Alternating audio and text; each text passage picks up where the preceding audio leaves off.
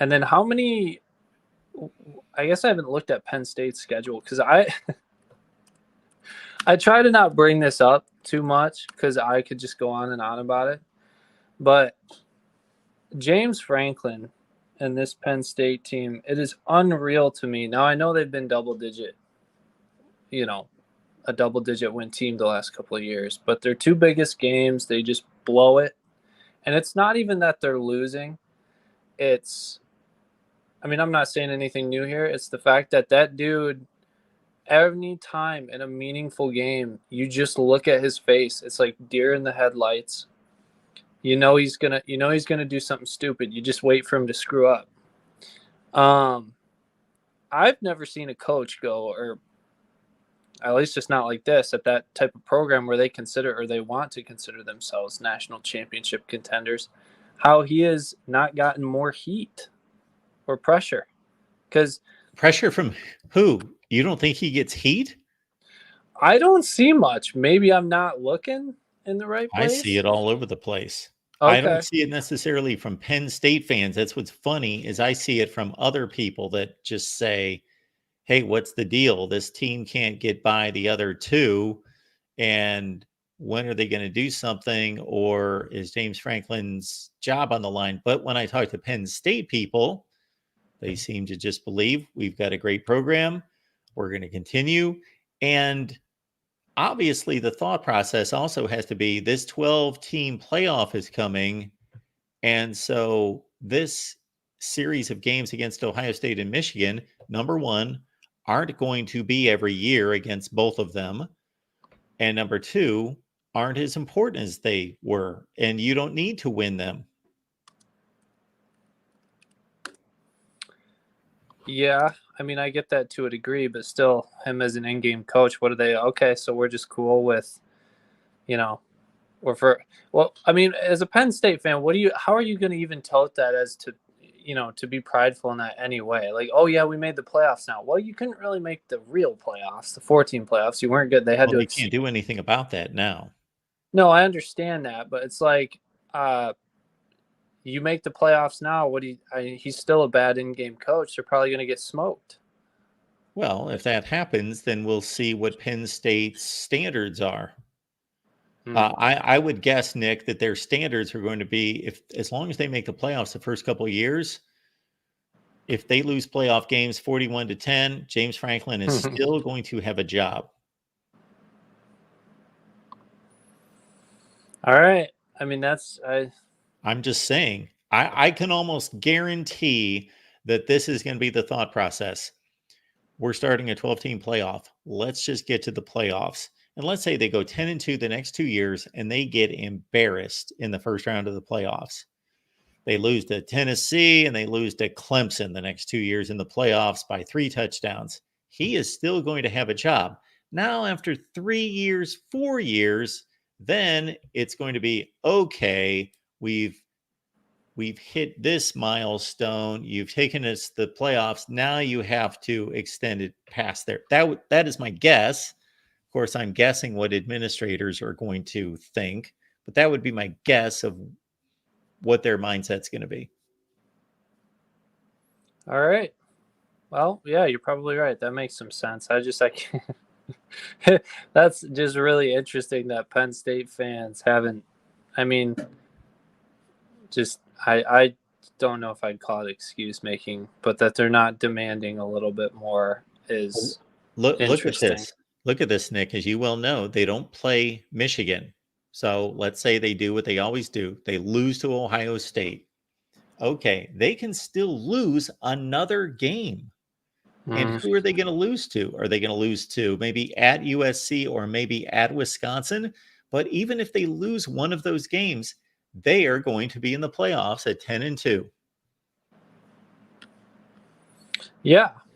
Yeah, I mean, that's fine. But I also think too, it's not like you make the 12-team playoff, that's fine, but it's not losing in the 12-team playoff is not the same as losing in the 4-team playoff. So you're making the playoffs, but you're essentially still the same program. You're not actually growing. It's just the landscape around you changed so that the numbers look better for you. Absolutely. But I mean, that still doesn't take away how bad of an in-game coach he is, how he just seems to gaff himself to death, essentially. Yes. And but yeah, you're probably right. Maybe with the new playoff and all that stuff, I mean, if they make the 12-team playoff and they get destroyed going in there, I don't think anybody's going to give them any more credit. Oh, I don't think so either. No, I totally agree with you. And I will say that I'm rarely surprised at moves that are made, but I would be somewhat surprised, pretty surprised, if that happens exactly the way I just laid it out this year and they fire him. I think it's a playoff year for them. Get to the playoffs. I get Penn State. I mean, regardless of what we think of him as an institution, it's difficult to justify a guy who has won a Big Ten title, albeit somewhat of a Mickey Mouse Big Ten title. I mean, they lost to Michigan by, 40 points? Why was that a Mickey Mouse Big Ten title? They got blown because they lost one game in the conference. That was to Michigan? Yeah, they lost 49-10 to Michigan. Yeah. So I guess if you don't want to call it Mickey Mouse, that's fine. That's fine. But you lose to Michigan 49-10, and you basically beat Ohio State on a fluky special teams field goal block. Yep. And then you watch Michigan and Ohio State go to overtime. So you could make the argument Penn State was the third best team in the conference. Well, they probably were. They still won the championship. So, yeah. I mean, good for them. Good that it worked out. But you lose by 40 points to a team in your conference, and you still, I mean, in your own division, and you still get a crack at it. Ohio State lost by 4 touchdowns to Iowa and lost by 4 touchdowns to Purdue, and they won the Big Ten championship both years. It's the Urban Meyer special. Well, I'm just saying, I'm serving you up the same exact situation. Ohio State lost one game. What years were those? 2017 and 18. The very next 2 years, they lost one game in the Big Ten. Now, I'll throw a point on your side. Penn State also lost a non-conference game. Penn State also lost a non-conference game to Pitt, who wasn't very good. Now, of course, Ohio State didn't do that. And then Ohio State also went and won the Rose Bowl and the Cotton Bowl, and Penn State lost the Rose Bowl. So I'm not comparing to say Penn State was as good as Ohio State those 2 years. I'm just saying that shouldn't invalidate their conference. No, I didn't say it invalidated. No, you said you called it Mickey Mouse. I'm being a little tongue in cheek. Just it's all part of that sphere of James Franklin that just seems to prevent your team from winning in big moments. That even if you do something good, that it's not really good. No, I think it's good. I just think it's just funny the way that worked out. Your 2 biggest games of the season that you've struggled against. One, you get absolutely steamrolled, and then the other, you went on a fluke special teams. I mean, it happens to other teams. I'm just saying. But yeah, I also find it interesting. So you're putting Michigan in the tier with Oregon and Ohio State. Yes. You must feel that they're gonna figure out their quarterback situation, at least to some degree. Yeah, well enough. Okay. I think their biggest decision to make, based on what I saw in the spring game, let's say the spring game is a perfect reflection of how good these quarterbacks are and how close they are. I think that their determination is more about not who the best quarterback is, if they're that close. I think it's more about, what do we want our offense to look like? Do we want our offense to look like Alex Orji running the read option over and over and over and over, and him basically being taught to drop back to pass, look for one receiver. If he's not open, tuck it and run. Basically Jalen Milroe style. Although if he throws the deep ball like Jalen Milroe, then forget it. They're in good shape. That's a lot to ask, because for as much as Jalen Milroe had to develop last year, he threw a tremendous deep ball. And I'm not talking about just he could just chuck it like Jamarcus Russell. I'm talking about accuracy on the deep ball. So if you want to run an offense like that, where your quarterback is a threat running the ball, then you go with Orji. If you want a more traditional Michigan offense, like they had under Wilton Spade and Jake Rudock and those types, then you choose Davis Warren and you run more of a play action. You're heavy on the run still, but you know that your quarterback is going to hit Colston Loveland 65 or 70 times and move the sticks. Yeah. Yeah, they're definitely going to have to utilize Colston Loveland. I don't think they're going to have, unless they, did they get a wide? Oh, I guess they did go back and get Amarian Walker, so he's about 6'4". But I heard rumors they might put him in at defense again, so I don't think they're going to have the size at wide receiver to be throwing it very deep. But who knows? I could be wrong. But yeah, it'll be interesting. So you're expecting, I'm assuming, at least 2 Big Ten teams to make the playoff, if not, or if not absolutely. 3. Okay. If the Big Ten doesn't have 3 teams in the playoffs, it's a black eye. Yeah, I don't know what would have happened. Yeah. Yeah, that is tough because Penn State's Oregon schedule, besides the Ohio State game, Oregon could go undefeated. They could easily, I mean, Oregon's going to win double-digit games. Put it this way, Nick. If the Big Ten would have had those 4 teams in last year, now I know what people's rebuttal is going to be that all their schedules would have been tougher.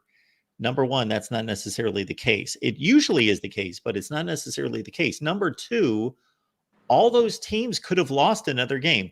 Washington could have lost another game, still made the playoffs. Ohio State could have lost another game, still made the playoffs. Michigan, and Penn State lost 2 games, and they had to play Ohio State and Michigan. So replace Ohio State or Michigan with somebody else that they would have lost to. Oregon, they're having the same record. The Big Ten would have had 5 teams in the playoffs last year. Yeah. Now, one last thing. Because not to cut you off, just to finish my thought, because the ACC would have had 1, Florida State. Nobody else had the record to make it, and the Big 12 would have only had 1 because their championship game loser was Oklahoma State, who was 9-4. So you would have had 2 conferences only get their champion in. Then you would add the Big 10 with 5. So what's that? 7. The group of 5 makes 8. And then the SEC would have had the other 4. I wouldn't put Florida State in no matter what. That's just me. With a 12-team playoff? Oh, no, not a I'm talking about a 12. I'm talking about last year being a 12-team playoff and the Pac-12 being gone and merged into the Big Ten. Okay. That would have been your scenario. You would have had 5 Big Ten teams in the playoffs. Okay, so you would say at least 3, at the very least 3. Oh, otherwise, absolutely. If we're sitting here in January and there's 2 Big Ten teams in the playoffs, the season was a disaster. I don't know what happened. I'll tell you what happened. Ohio State lost to Marshall. That's what happened. Yeah. They lost a bunch of non-conference games, and they cannibalized each other. Wisconsin got good and won some games. USC outplayed itself to an extent, but not turns out they had a better defense. USC had a better defense than what we thought. Iowa pulled off upsets. Like the middle tier pulled off upsets and brought down the big boys and drove them out of the playoffs. It would be fun. I'd sign up for a year of that. Just complete and total chaos. Well, I would sign up for it. I'm fine with it, but I don't think this chat wants to see only 2 Big Ten teams in the playoffs. Yeah. I mean, I don't think it'll stay that way. If it did happen, it'll probably be a fluke year. But it'd be fun to see some carnage. It'd be fun to see Illinois blow the doors off Oregon. I'd sign up for that. Brett Bielema after the game, shirtless, Alrighty. Yeah, I think that's pretty much everything. So I'm going to sit back, enjoy my summer, and just wait for James Franklin to screw up Penn State's season again.